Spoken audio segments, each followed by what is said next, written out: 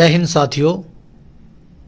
स्वागत है आपका एक बार फिर आपके इस YouTube चैनल स्टेट लेवल पर। दोस्तों जैसे हम भारतीय इतिहास में आधुनिक भारत का इतिहास पढ़ रहे हैं और उसके दौरान हमने लगभग 3 टॉपिक हमने इससे पहले कर लिए हैं। आज का हमारा टॉपिक है दोस्तों ब्रिटिश कंपनी द्वारा भारत की विजय। आज हम देखेंगे यानी औरंगजेब की मृत्यु के पश्चात 1707 के बाद उत्तर मुगल काल किस क्रम में आए, या बंगाल के नवाब, या आंग्ल मैसूर युद्ध, पलासी का युद्ध, बक्सर का युद्ध, इलाहाबाद की संधि, या कुछ अन्य चीज़ें हम इसमें देखेंगे दोस्तों। तो आज का वीडियो काफ़ी महत्वपूर्ण होने वाला है आपके लिए दोस्तों, बस आप इसे देखिए और इन्जॉय कीजिए। चलिए शुरुआत करते हैं। दोस्तों आप जानते हैं औरंगजेब की मृत्यु 1707 ईस्वी में हो जाती है। उसके बाद जो शासक बनता है दोस्तों वो बहादुर शाह प्रथम बनता है। 1707 से 12 तक वो रहता है। उसके बाद जहांदार शाह 1712 से 13 तक रहता है। फर्रुखसियर 1713 से 19 के बीच रहता है। मोहम्मद शाह 1719 से 48 के मध्य रहता है। अहमद शाह 1748 से 54। आलमगीर द्वितीय 1754 से 59 के मध्य रहता है। अभी जो ARO की जो परीक्षा हुई थी 11 फरवरी में दोस्तों, उसमें यही क्वेश्चन पूछा गया था कि इनमें से वो 4 दे देगा और क्रम से पूछ लेगा कौन सा का कालक्रम क्या रहा, इसको अवरोही क्रम में लिखो या आरोही क्रम में लिखो। तो इस तरह के क्वेश्चन एग्जाम में दोस्तों आते हैं। आगे दोस्तों आलमगीर सेकंड का टाइम पीरियड देखो, ये रहा। शाह आलम द्वितीय 1759 से 1806 के मध्य। अकबर द्वितीय 1806 से 1837 ईस्वी। बहादुर शाह सेकंड आप जानते हैं 1857 की क्रांति में इनका महत्वपूर्ण रोल था। तो ये उत्तर मुगल काल के दोस्तों 9 शासक हमें देखने को मिलते हैं जिनको आपने क्रमबद्ध तरीके से याद करना है। ठीक जैसे ही उत्तर मुगल काल जाते हैं तो फिर कुछ स्वतंत्र राज्य का उदय होता है 18वीं शताब्दी के दौरान, जिनके संस्थापक भी मैंने लिखे हैं। जैसे हैदराबाद का संस्थापक निजामुल मुल्क चिनकिलिच खां था दोस्तों। अवध का सादत खां जिसे बुरहान मुल्क बोलते हैं। भरतपुर का दोस्तों चूड़ामन या बदन सिंह। कर्नाटक का दोस्तों सादुतुल्ला खां। बंगाल आप जानते हैं मुर्शिद कुली खां, पूछा जाता है एग्जाम में बार बार बंगाल का संस्थापक कौन था। मैसूर का हैदर अली दोस्तों। जयपुर का जय सिंह। रुहेलखंड मोहम्मद खां और बंगस जिसे बोलते हैं। अब आगे बढ़ते हैं। कुछ अवध के नवाब बंगाल के नवाब हमें देखने को मिलते हैं। सबसे पहले आता है मुर्शिद कुली खां 1717 से 27 ईस्वी में। दूसरे नंबर पर आता है सुजाउद्दीन 1727 से 39 ईस्वी में। तीसरे नंबर पर आता है सरफराज खां 39 से 40। अलीवर्दी खां, ये वही अलीवर्दी खां है जिसने यूरोपियों को मधुमक्खी के समान कहा था। उसने कहा था अगर इन्हें प्यार से रखोगे तो सही रहेंगी, अगर छेड़ोगे तो ये डस खाएंगी। ऐसा कुछ मधुमक्खी की संज्ञा उन्होंने इसको दी थी। सिराजुद्दौला 1756 से 57 ईस्वी। मीर जाफर 57 से 60। मीर कासिम का ये बनता है 60 से 63। मीर जाफर फिर पुणे बनता है बंगाल का नवाब 1763 से 65 में। नजमुद्दौला, सैफुद्दौला और मुबारकद्दौला। तो यहाँ से सिर्फ इतना ही याद रखना है कि इनका क्रम एग्जाम में पूछ लेता है कि कौन सा नवाब किसके बाद आया। चलिए दोस्तों आगे बढ़ते हैं। इलाहाबाद की संधि मैंने ली है, वैसे तो मैंने कल भी बताई थी, कल की वीडियो में बताई थी मैंने, लेकिन आज फिर दोबारा देख लेते हैं।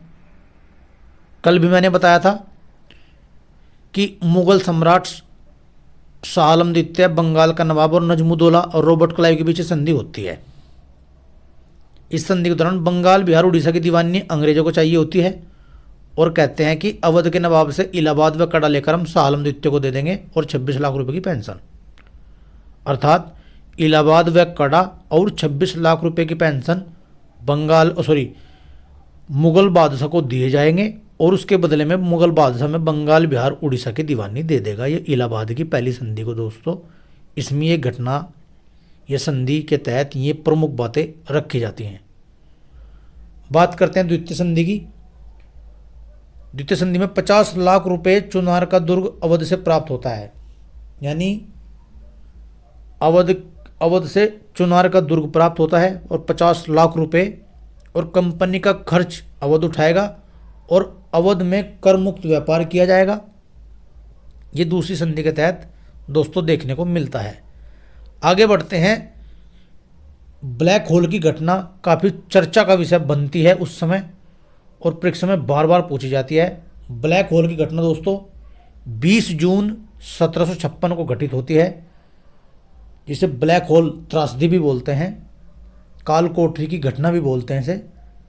146 अंग्रेज, इसमें कुछ बच्चे भी शामिल थे, जिनमें से 23 बचते हैं। बताया जाता है छोटी सी कोठरी में लगभग 146 अंग्रेज या छोटे छोटे बच्चे छिप जाते हैं, जिनमें से भी मर जाते हैं और कुल 23 जीवित बचते हैं, ऐसा हालवेल वर्णन करता है। और यह घटना सिराजुद्दौला के समय होती है। पूछा जाता है घटना किसके समय होती है, तो बंगाल का नवाब सिराजुद्दौला के समय घटना होती है। आगे बढ़ते हैं, बात करते हैं प्लासी के युद्ध की। प्लासी का युद्ध 23 जून 1757 में होता है, सिराजुद्दौला और रॉबर्ट क्लाइव के मध्य। अब एक बात पूछता है आजकल दोस्तों एग्जाम में कि सिराजुद्दौला को मीर जाफर ने धोखा दे दिया था, ये सबको पता है, लेकिन एग्जाम में क्वेश्चन आता है कि सिराजुद्दौला की तरफ से कौन वफादार रहे थे। यानी मोहनलाल और मीर मदान, ये दोनों वफादार रहे थे। ये प्रश्न बार बार एग्जाम में आया हुआ है दोस्तों, आपको याद रखना है। प्लासी भागीरथी नदी के किनारे स्थित है, ये एक छोटा सा फैक्ट मैंने इसमें ऐड किया है, तो आपको याद रखना है। 23 जून 1757 जो प्लासी का युद्ध होता है सिराजुद्दौला और रॉबर्ट क्लाइव के बीच, वास्तव में कोई युद्ध नहीं होता। सिराजुद्दौला सोचता है कि मेरे पास तो काफ़ी सेना है, मैं अंग्रेज़ों को हरा दूंगा, लेकिन यहाँ पर मीर जाफर गद्दारी कर देता है और सिराजुद्दौला को मरवा देता है और खुद बंगाल का नवाब बन जाता है। जबकि सिराजुद्दौला की तरफ से मोहनलाल और मीर मदान युद्ध में सामने आते हैं, अर्थात अपनी वफादारी दिखाते हैं। तो प्लासी के युद्ध से कहीं ना कहीं अंग्रेज अपना पंजा भारत में जमा लेते हैं, अर्थात बंगाल में जमा लेते हैं। आगे बढ़ते हैं, बात करते हैं बक्सर के युद्ध की। बक्सर का युद्ध 22 अक्टूबर 1764 में होता है और बार बार एग्जाम में पूछा जाता है कि भाई बक्सर के युद्ध में अंग्रेजों का नेतृत्व किसने किया था, तो अंग्रेजों का नेतृत्व हेक्टर मुनरो ने किया था और मीर कासिम, सुजाउद्दौला और शाह आलम द्वितीय, तीनों की संयुक्त सेना ने हेक्टर मुनरो से विद्रोह किया था दोस्तों।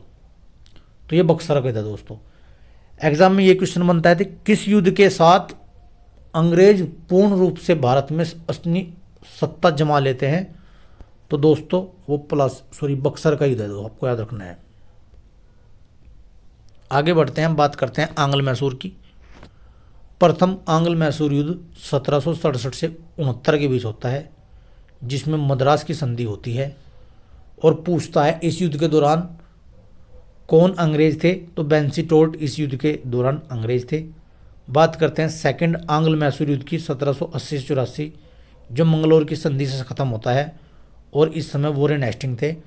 और दूसरे युद्ध में ही दोस्तों हैदर अली की मृत्यु हो जाती है, पूछा जाता है। तृतीय आंग्ल मैसूर युद्ध 1790 से 92, जिसके तहत श्रीरंगपट्टनम की संधि होती है, ये श्रीरंगपट्टनम की संधि, और इस टाइम पर लॉर्ड कॉर्नवालिस का शासन था दोस्तों।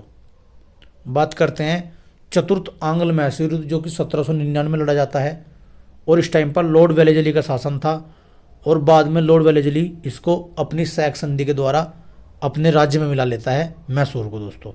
तो ये 4 मैसूर आंग्ल मैसूर युद्ध देखने को मिलते हैं हमें। आगे बढ़ते हैं, बात करते हैं आंग्ल मराठा युद्ध की। प्रथम आंग्ल मराठा युद्ध 1775 से 82 वॉरेन हेस्टिंग और माधव राव नारायण के मध्य होता है, जिसके दौरान सालबाई की संधि होती है 1782 में दोस्तों।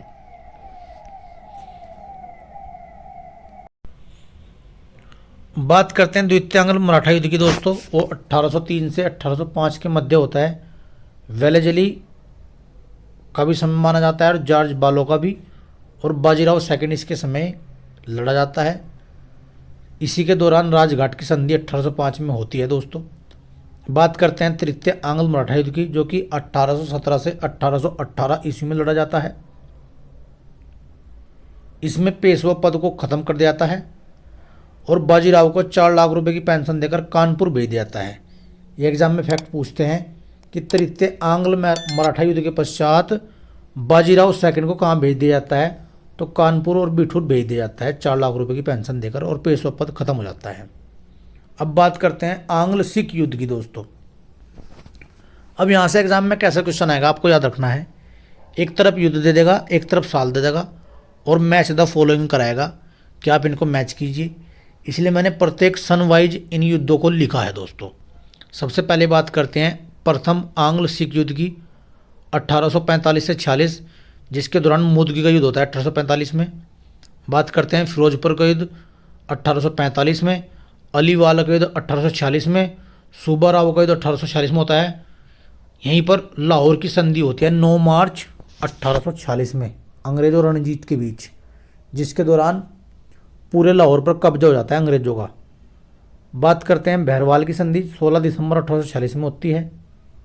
अब बात करते हैं द्वितीय आंग्ल सिख युद्ध की, जो 1848 से 49 के मध्य होता है, जिसके दौरान 3 युद्ध लड़े जाते हैं, रामनगर का युद्ध, गुजरात का युद्ध और चिलियावाला का युद्ध। रामनगर का युद्ध 1848 में होता है, गुजरात का युद्ध 1849 में होता है, और दोस्तों चिलियावाला का युद्ध 1849 में ही होता है। तो दोस्तों इन छोटी छोटी वीडियो के माध्यम से मैंने सभी युद्धों को कराने का एक प्रयास किया है। एग्ज़ाम में ये बार बार आते हैं, आंग्ल मैसूर, आंग्ल मराठा, इनके सन दे देगा और मैच कराएगा। तो दोस्तों आप इन वीडियो को बार बार देखिए ताकि एग्ज़ाम में आने वाले आधुनिक भारत के इस पोर्शन में आपका कोई भी प्रश्न गलत ना हो दोस्तों। इससे पहले मैंने एक वीडियो अपलोड किया जिसमें मैंने पूरे लॉर्ड गवर्नर जनरल सभी कराए हैं दोस्तों। उस वीडियो को भी आप देखिए और उस वीडियो को भी देखिए। उम्मीद है आपके एग्ज़ाम में जितने भी क्वेश्चन आएंगे आप अच्छे ढंग से करके आएंगे। तो इसी बात के साथ आप सभी का धन्यवाद।